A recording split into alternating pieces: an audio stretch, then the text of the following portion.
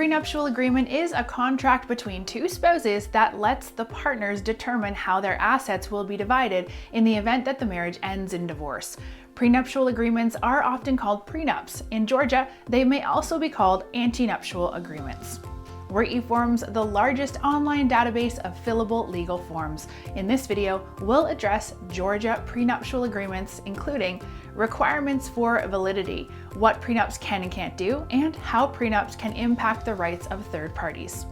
The decision to pursue a prenuptial agreement is highly personal and should be only made after careful consideration and discussion. Keep in mind that just bringing up the issue may create a tense response from your partner. The decision should also probably be made in consultation with a financial advisor. Make sure to watch to the end to get your own lawyer-approved template. If you think you want to pursue a prenuptial agreement, it's important to know the requirements for a valid prenuptial agreement in Georgia. Georgia law requires prenups to be liberally construed to carry out the intentions of those who sign them.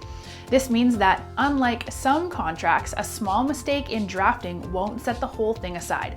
Courts are basically looking to see what the couples wanted to do with their assets when the prenuptial agreement was signed. That said, there are some requirements that are important to follow. The prenuptial agreement must be written. Oral agreements won't work. Both parties have to sign and should sign in the presence of at least two witnesses, one of which should be a notary public. What should a prenuptial agreement contain?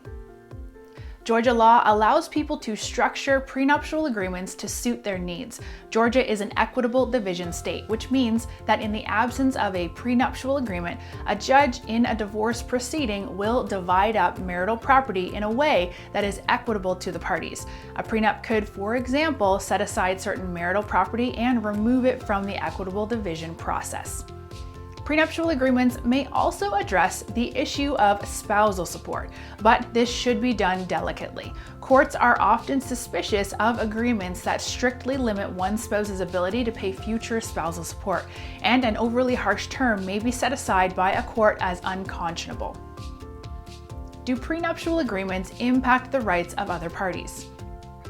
Although the focus in prenuptial agreements is understandably on the two partners, Georgia law gives other parties the ability to invoke or challenge them if it impacts their interest. This often happens with children of a parent who gets remarried. If the second marriage includes a prenuptial agreement and the children's parent dies, the children may ask a judge to enforce the agreement so that they, rather than the surviving spouse, get certain property. Another thing to keep in mind is that a prenuptial agreement does not trump other existing legal obligations. If, for example, one partner owns a home that has a lien against it, putting the home under a prenuptial agreement does not block the claim of a creditor.